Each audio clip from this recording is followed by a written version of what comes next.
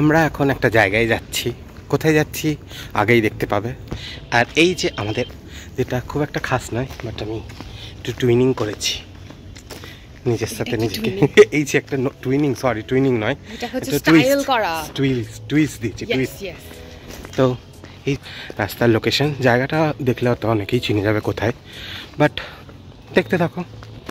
তো জায়গাটা দেখে চিনতেই পেরে গেছেন আমি কোথায় চলে এসেছি। এটা হচ্ছে সিটি সেন্টার 1। তো সিটি সেন্টার 1-এ আমরা দেখতে গেছিলাম আর কেমন সাজিয়েছে দেখতে গেছিলাম, কারণ আমি ছিলাম না। তো এসেছি কেমন ডেকোরেশন হয়েছে, সাজিয়েছে, সেগুলো একটু দেখতে গেছিলাম। তো ভালোই সাজিয়েছে, ক্রিসমাসের ডেকোরেশনটা মোটামুটি খুবই ভালোই সাজায় এখানে। তো ভিড় ছিল, ওই জন্য খুব একটা বড় ভিডিও আমি করিনি। আর এই যে আমরা বসে বসে একটু ডেকোরেশন দেখছিলাম। আর এই যে আমরা একটু ক্যাট মেরে ফটো শ্যুট করছিলাম, কিন্তু ফটোগুলো ভালো আসেনি কারণ লাইটটাও অপোজিটে ছিল। তো এরপরে আমরা একটা জায়গা যাচ্ছিলাম, চলুন দেখি কোথায় যাই। তারপর আমরা মেট্রো করে যাচ্ছিলাম করুণাময়ী, কারণ করুণাময়ীতে চলছিল বিধাননগর মেলা, যেটা 17ই ডিসেম্বর থেকে স্টার্ট হয়েছে, 6ই ডিসেম্বর পর্যন্ত চলবে। আর আমার সাথে যাচ্ছিল কুচি। তো আমরা এখানে মেট্রোর জন্য ওয়েট করছিলাম। এখানে পুরো ফাঁকাই থাকে, আমি যতবার এসেছি পুরো ফাঁকা, কেউ ছিল না, 3-4 জন ছিল হয়তো পুরো মেট্রোটাই। তো ওটা ফাঁকাই থেকে ভালোই লাগে। আর ওই যে ভিউটা আমি একটু দেখছিলাম। এই করতে করতে আমরা চলে এসেছি বিধাননগর মেলাতে। ওই সাইডে তো মেলা হচ্ছিল, পরের কথা আসছি। তো এই সাইডে হচ্ছে বিধাননগর মেলা চলছিল, এটা আগের বারও আমার ব্লগে আছে, আমরা এসেছিলাম। তো চলো দেখি কী পাওয়া যায়। এখানে ইন্ডিয়ার বিভিন্ন স্টেট থেকে আসে, 4-5টা স্টেট থেকে আসে। তো এটা কাশ্মীরের, এবারে কাশ্মীরের স্টলে আমি বেশি দেখতে পেলাম। আর আমি বলতে পারছি না আমি বাংলাদেশ এসছে কিনা, জানি না, বাট বাংলাদেশে আমি দোকান দেখিনি। আগের বছর প্রচুর এসেছিলো, তবে এই পিতলের কাঁসার জিনিস দোকানটা খুবই সুন্দর, বেশি রিজনেবল প্রাইসেই পাওয়া যাচ্ছিলো। শাড়ির দোকান এসছে, বাট এগুলো বাংলাদেশেই নয় মনে হয়, যতদূর আমি বুঝলাম।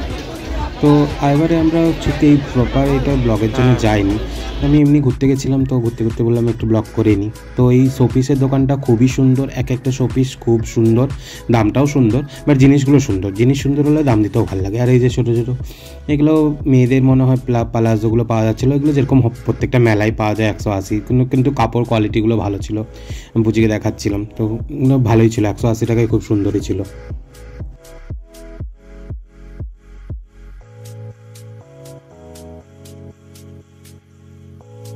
তারপর আমরা গেছিলাম একটু নাগরদোলনার সেকশনটায়। এখানে অনেক নাগরদোলনাগুলো এসেছিলো, কিন্তু চাপতে ইচ্ছা করছিল, কিন্তু চাপতে ইচ্ছাও করছিল না, ভয়ও লাগছিলো। অনেকদিন চাপা হয়নি, তাদের জন্য ভয়টা লাগছিলো, বাট নাগরদোলনাগুলো দেখতে খুবই মজা লাগছিলো।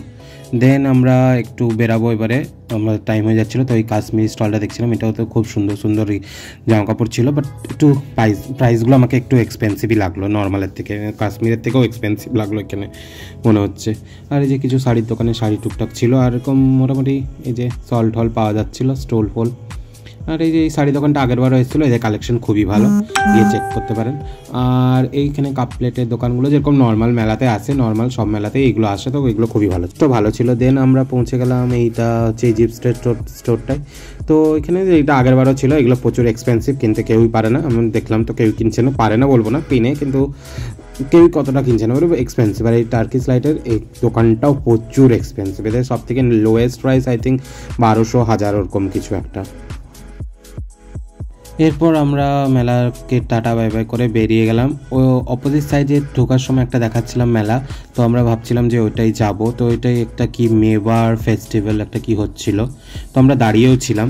দেন বললো টিকিট কাটতে গেছিলো, টিকিট কাটতে দেখি 350 টাকা। এবার জানি না টিকিটটা কিসের জন্য অত 300 টাকা, আমি 300 টাকাও না, আদৌ কি ভিতরে কী দিবে জানি না। তো এই জন্য আমরা ঢুকিনি, বাইরের অ্যাম্বিয়েন্স দেখে টাটা বলে পালিয়ে এলাম বাড়ি। তো এইটুকুই, ভালো লাগলে লাইক শেয়ার অ্যান্ড সাবস্ক্রাইব করে দিও।